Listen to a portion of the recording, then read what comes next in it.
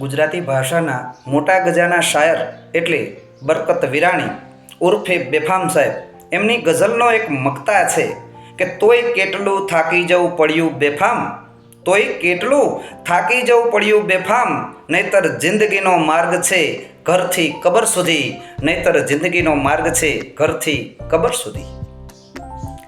જીવનની જરૂરિયાતને પૂરી કરવા માટે વ્યક્તિ સતત દોડ્યા કરે છે. ક્યારેક હાંફે છે, ક્યારેક થાકે છે, ક્યારેક મૃગજળની માફક ફાંફા મારે છે.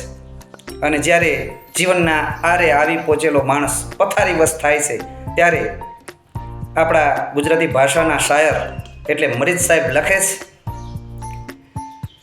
કે મોત વેળાની આ અય્યાશી નથી ગમતી મરીઝ, મોત વેળાની આ અય્યાશી નથી ગમતી મરીઝ, હું પથારીમાં પડ્યો રહું અને ઘર આખું જાગ્યા કરે, હું પથારીમાં પડ્યો રહું અને ઘર આખું જાગ્યા કરે.